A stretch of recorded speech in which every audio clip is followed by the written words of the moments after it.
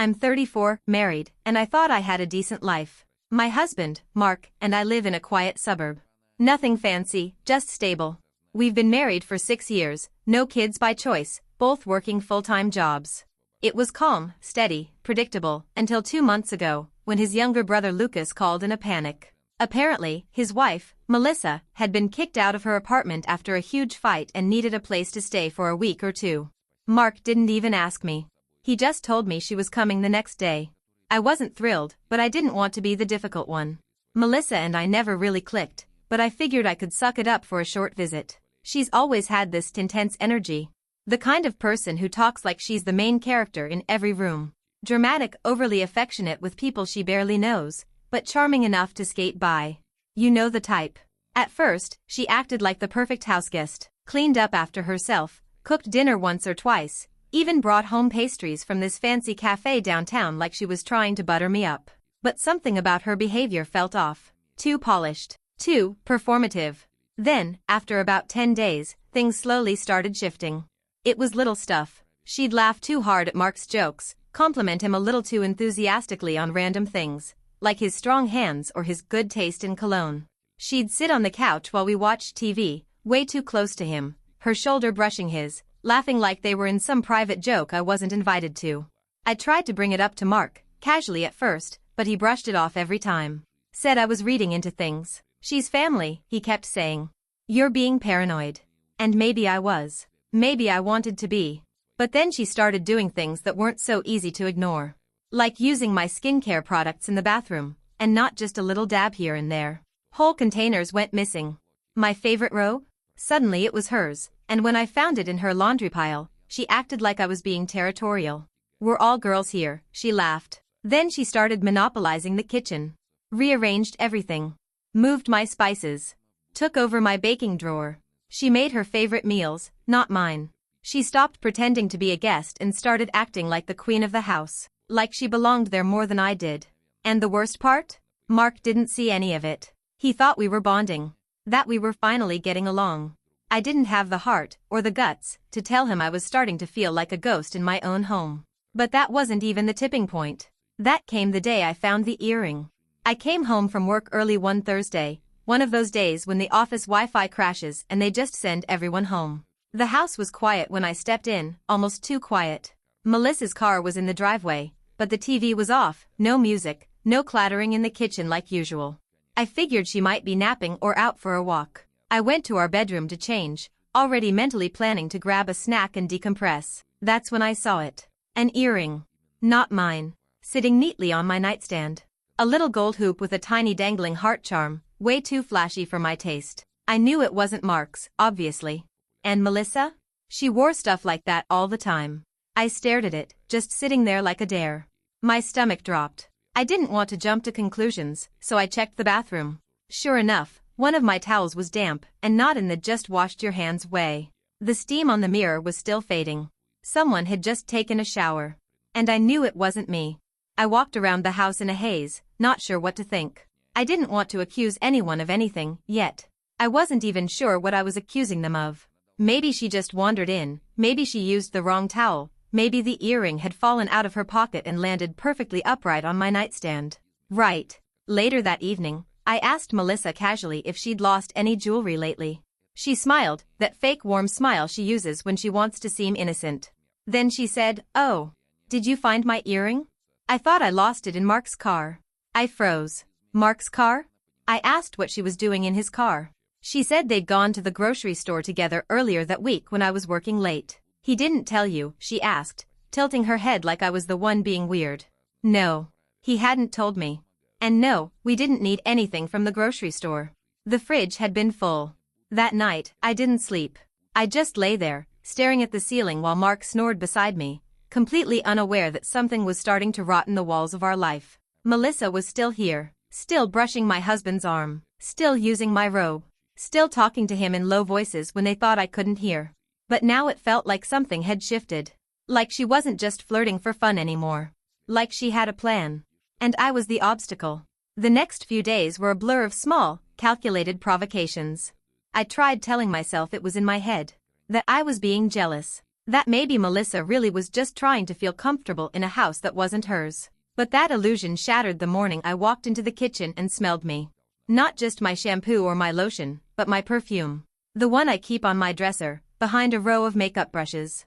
A scent that's unmistakably mine, warm vanilla and cedar. Nobody just accidentally sprays that without knowing it's personal. Melissa was standing by the coffee maker, wearing leggings and an oversized shirt, Mark's shirt. One I hadn't seen in weeks. It hung off her shoulder like it had always belonged to her. She turned to me like nothing was weird and offered me a mug. That scent hit me like a punch in the face. I didn't say anything. I just took the coffee, walked to the sink, poured it down the drain, and left. I could feel her eyes on my back. I didn't even care. I texted Mark that day from work and told him we needed to talk. He brushed it off, again, said things had just been stressful with Melissa, and that she was going through a lot right now. I didn't push. I was tired of sounding like the nagging wife. But it didn't end there. I started noticing that things of mine were going missing. Small things. My favorite mug? Suddenly chipped and shoved behind the cereal boxes. A blouse I wore for work, crumpled under her laundry in the basket. One of my hair ties, still warm, sitting on the bathroom counter after she'd just walked out. But the final straw that week? I found a sticky note in Mark's handwriting tucked into the back of a cookbook in the kitchen. I wasn't snooping. I was looking for my banana bread recipe. And there it was, like some careless secret. Glad you're here. I missed this. I stared at it for a long time. Missed this? What this? I didn't say anything to either of them that night. I just went to bed early and pretended to be asleep when Mark came in. But my mind was racing. Because this wasn't just a bad houseguest overstaying her welcome anymore. This felt like an invasion. Like I was slowly being replaced. And what scared me most? Mark wasn't pushing back. He was letting it happen. That night, I waited until both of them were asleep. Melissa had taken to winding down in the guest room with incense and bath oils and music that sounded like it belonged in a spa. She always shut the door, said she needed alone time to rebalance her energy. I used to roll my eyes. Now, I paid attention. She wasn't just relaxing in there. She was settling in. After the house went quiet, I crept down the hall and slipped into the guest room.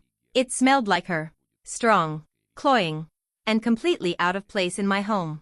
Her bags were half unpacked, clothes folded neatly into the dresser, like she lived here. I started going through the drawers. I told myself I was just trying to find more of my missing things, but honestly, I was looking for something. Anything that could explain why I felt like a stranger in my own life. Top drawer, lingerie.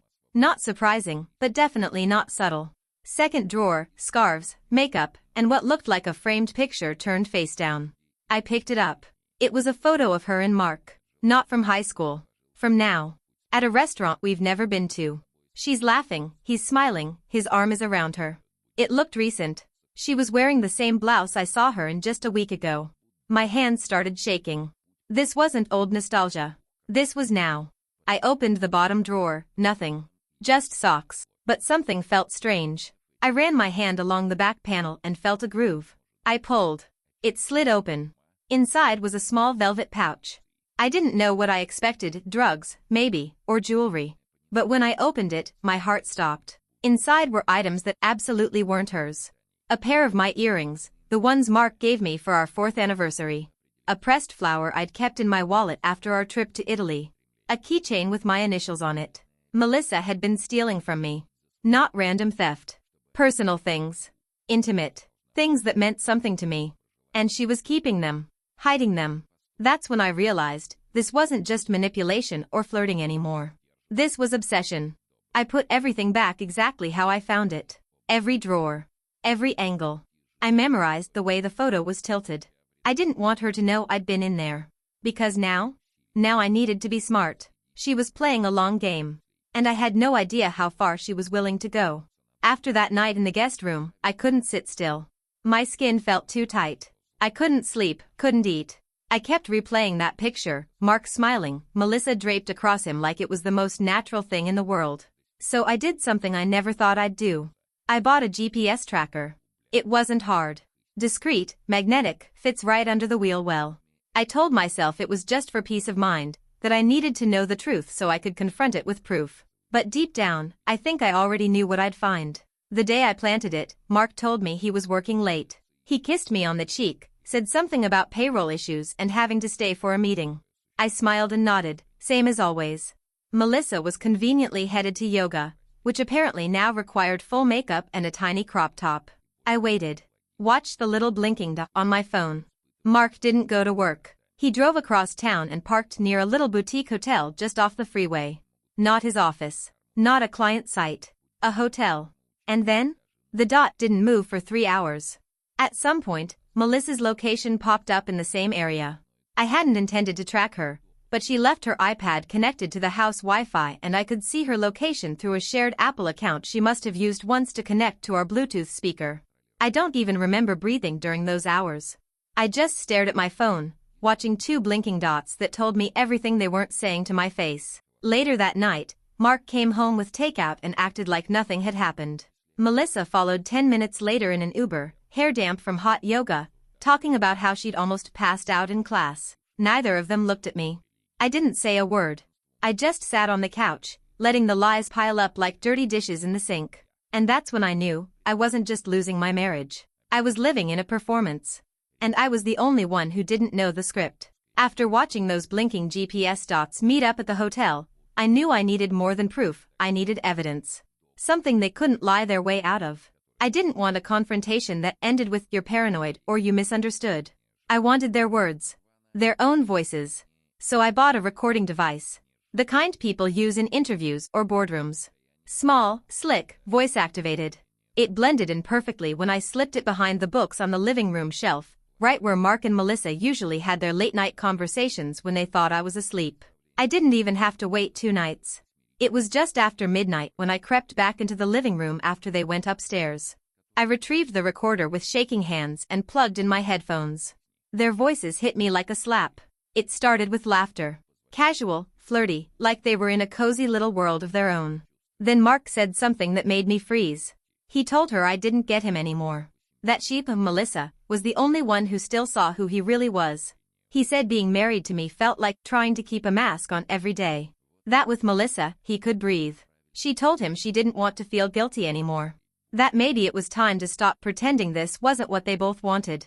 Then, quieter, almost like she didn't mean for it to come out, she said. She was never supposed to last this long anyway. The way they talked about me, like I was a placeholder. Like my entire marriage was just the awkward middle chapter between high school and now. Mark said he was waiting for the right time, but that I was too calm and not taking the bait. Melissa laughed and said, "Maybe she's smarter than you think." He didn't laugh back. He went quiet for a while. Then he said, "She won't fight. She never does." That was the moment something in me broke. They weren't just having an affair. They were strategizing, plotting, testing how far they could push me before I'd snap. They wanted me to give up. They were waiting for me to hand them the house, the life, the clean exit. And they thought I wouldn't fight. They thought I didn't have it in me. I turned off the recorder. And for the first time in weeks, I smiled. Because I wasn't going to fight. I was going to obliterate them. After hearing the recording, I didn't cry. I didn't confront.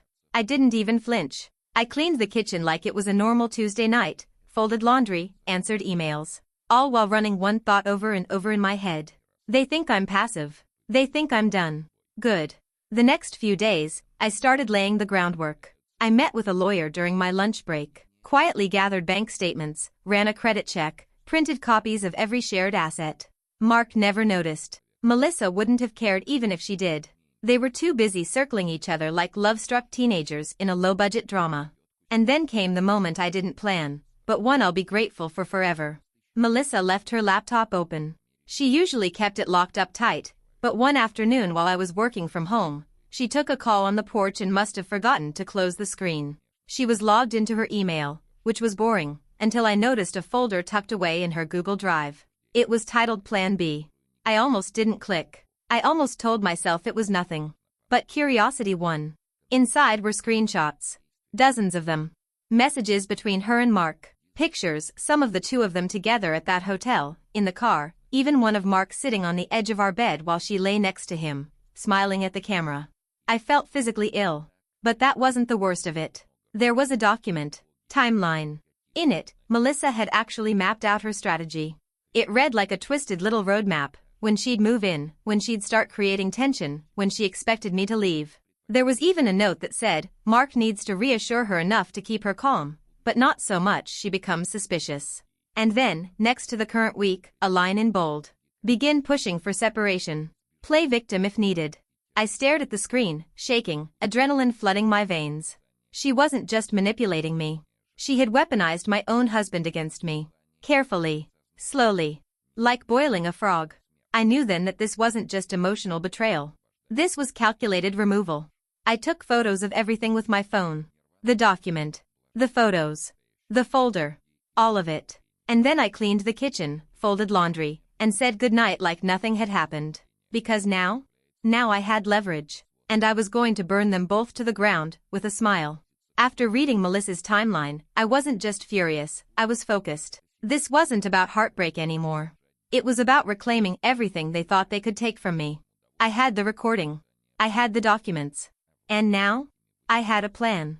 The first step was subtle. I printed a few screenshots from Melissa's Plan B folder, the ones where she joked about how easily Mark could manipulate me, where she talked about him being too soft to follow through with anything himself. She didn't just plan to ruin my life, she clearly didn't respect him either. I slid those pages into a manila envelope and left it on Mark's desk in the home office. No note. No confrontation. Just silence. I wanted to see what he'd do when she made him look weak. That evening, I watched him from the kitchen. He picked up the envelope and carried it into the bedroom. 10 minutes later, the door slammed. They fought. Hard. Muffled yelling, sharp footsteps, something breaking, then silence. She left for a walk that lasted over an hour. When she came back, her face was red, her eyes wide, like she'd been crying or maybe screaming at someone on the phone. But she said nothing to me. She just stormed past like I was a ghost. Exactly the reaction I wanted. But that wasn't the big move. That came the next day. You see, Mark works for a mid-sized real estate firm. He's been gunning for a promotion for over a year. His boss? A very polished, no-nonsense woman named Lorraine. I met her once, briefly, at a corporate mixer, and let's just say, she doesn't tolerate chaos. She runs her team like a military unit. Well, guess who was listed in one of the screenshots as an obstacle because she won't promote anyone dealing with domestic mess? Melissa. She had written, Mark's boss is a control freak. If she gets wind of anything personal, she'll drop him like dead weight. That's why I'm keeping a low profile until after the next review. So I made sure Lorraine did find out. I created an anonymous Gmail. Attached the document. Highlighted the line about her. Included the hotel photos. And sent it with a subject line that simply read, "You should know who you're promoting." A week later, Mark came home pale, shaken, barely speaking. When I asked him how work was, he just muttered something about delays and needing to sort things out. Melissa? She started spending more time in her room. They were unraveling. Exactly on schedule. By now, they were off balance. Mark barely looked me in the eye. Melissa had gone quiet, her loud, bossy energy replaced by cautious politeness and overly long silences. The air in the house felt sharp, like the moment before a storm. Which meant it was time. I invited my sister over. She's sharp, calm under pressure, and most importantly, Mark has always underestimated her. I told her everything, and together we came up with the final move. It started with a lie. I told Melissa I was going away for a long weekend to help my mom with a medical procedure. I made a whole show of packing a suitcase, called a fake Uber, even left a little goodbye note on the fridge. I waited until Mark left for work, and then I left too, out the back, around the block, and right back in through the basement with my sister. We set up cameras. Discreet little ones, motion activated, silent, and placed in the living room, kitchen, and hallway outside the guest room. It felt extreme, but after everything I'd read in that timeline, I knew I wasn't being paranoid. I wasn't just dealing with cheaters. I was dealing with plotters. Then we waited. And right on cue, Melissa emerged from her cave that evening like a snake sensing opportunity. I watched from the live feed as she opened a bottle of wine, lit candles, and put on one of my records. When Mark got home, she was all smiles and soft voices. She handed him a glass and curled up next to him on the couch like she belonged there. Then it happened. She brought up the next step, said I was clearly not handling things well, that maybe it was time for him to suggest a trial separation. She even said, if she really loves you, she'll let you go without turning it into a war. He didn't argue. He just sat there, silent. Then she kissed him. Not subtle. Not soft. A long, smug kiss right there on the couch where I usually sat. That's when I walked in. I didn't say a word at first. Just stepped into the room, calm as a glacier, and watched the color drain from both their faces. Mark stood up so fast he nearly spilled his wine. Melissa froze mid-breath, lips parted like she'd seen a ghost. And then I pulled out my phone, opened the live feed, and showed them the footage. Their expressions cracked in real time. Mark looked like he'd been hit by a truck. Melissa's eyes went glassy, wild, like she was trying to calculate whether she could still talk her way out. But she couldn't. Because I had it all. And the real confrontation? That was still to come. They didn't speak for a full 30 seconds. Mark sat down like the weight of the footage literally crushed his spine. Melissa, still clinging to whatever scraps of control she thought she had, tried to speak first. She called me dramatic. Said this wasn't what it looked like. That I'd twisted things by spying on them. She even had the nerve to say she felt unsafe being filmed without her knowledge, like she was the victim. I didn't respond. I just reached into my bag and handed each of them a folder. Inside were printed screenshots of her Plan B, photos from the hotel, transcripts from the recorder, bank transfers Mark didn't know I'd seen, and the icing on top, divorce papers. Mark stared at them like they were in a foreign language. I had filed 2 days prior, after my lawyer reviewed everything. With the evidence I had, it was airtight. No chance of contest. I wasn't just divorcing him, I was keeping the house, my share of the savings, and any shot he had at maintaining a clean reputation. Melissa's face fell when she realized the real game was over. That the woman she tried to erase had just checkmated her in a single move. She packed her things that night. I didn't lift a finger to help. Mark tried to speak once, but my sister, who'd come back to stand with me, cut him off with a stare that could have turned concrete to dust. Within the week, he moved out too. I changed the locks, blocked their numbers. And then? I breathed. For the first time in months, I could walk into my kitchen and know where everything was. My robe stayed where I left it. My perfume was only mine. The quiet was no longer tense, it was peaceful. 2 weeks later, I got an email from Lorraine, Mark's boss. She thanked me. Said the anonymous message saved her from promoting the wrong person. Apparently, Mark had already started slipping at work, late emails, sloppy reports, distracted meetings. She replaced him. Quietly. Efficiently. I never replied. I didn't need to. Melissa? I heard she moved in with a friend. Tried launching a podcast about healing through betrayal, which is honestly the most laughable thing I've ever heard. And me? I kept the house. Repainted the bedroom. Changed the sheets. And got my life back. Not just the life I had before them, but a life where I knew exactly what I was capable of when pushed too far. They thought I wouldn't fight. They thought I'd walk away quietly. But I didn't walk away. I watched them fall. And now? I sleep just fine.